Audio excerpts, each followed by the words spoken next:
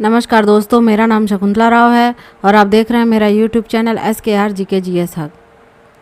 प्राचीन भारत भाग 4 के इस वीडियो में हम महत्वपूर्ण प्रश्नों के बारे में डिस्कशन करने जा रहे हैं, जो कि लगभग सभी परीक्षाओं के लिए अत्यंत महत्वपूर्ण है। प्रश्न 1, नवपाषाण शब्द कहाँ से आया है? उत्तर, नवपाषाण शब्द 1865 में सर जॉन लब्बाक द्वारा त्रियुग प्रणाली के परिशोधन के रूप में गढ़ा गया था।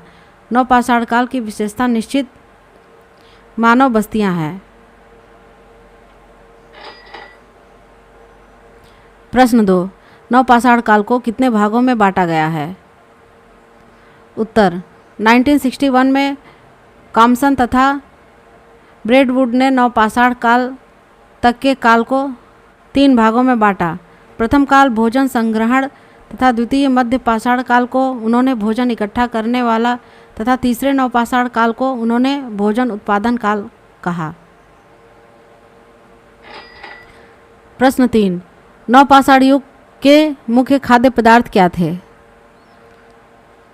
उत्तर, नवपाषाण काल के लोगों ने गेहूं, जौ, चावल, स्क्वैश और मक्का जैसे पौधों के साथ साथ मवेशी, सूअर, भेड़ और मुर्गियां जैसे जानवरों को पालतू बनाया। ये सामग्रियां आज भी दुनिया के अधिकांश आहारों का आधार बनती हैं। प्रश्न 4, नवपाषाण काल में मानव कहाँ रहता था? उत्तर, उत्तरी सीरिया में। इस क्षेत्र में नवपाषाण काल की प्रारंभिक अवस्था के प्रमाण 7500 ईस्वी पूर्व के आसपास के हैं। यहाँ मानव के आवास में निवास के प्रमाण मिलते हैं। प्रश्न 5, ताम्रपाषाण का अर्थ क्या होता है? उत्तर, ताम्रपाषाण काल, जिसे ताम्र युग और एनोलिथिक भी कहा जाता है, एक पुरातात्विक काल था जिसमें गलाए गए तांबे के बढ़ते उपयोग की विशेषता थी। यह नवपाषाण काल के बाद और कांस्य युग से पहले आया। प्रश्न 6, मध्यपाषाण काल में किसकी खोज हुई? उत्तर, लघुपाषाण उपकरण। ये लघुपाषाण उपकरण आधे इंच से पौन इंच तक थे, या कह सकते हैं कि 1 से 8 सेंटीमीटर के औजार थे।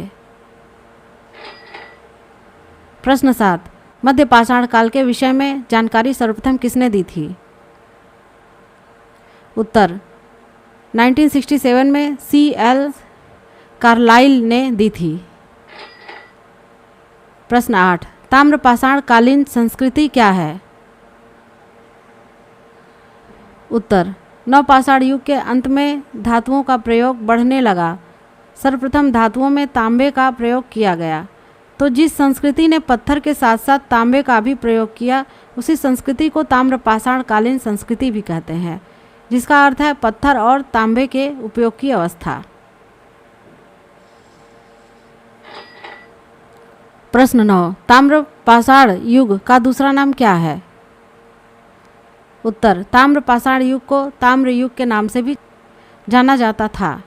इस युग को पूर्व हड़प्पा चरण के रूप में भी जाना जाता है, जब ग्रामीण बस्तियों के साथ साथ पशुपालन भी होने लगा था। प्रश्न 10, तांबे का रासायनिक नाम क्या है?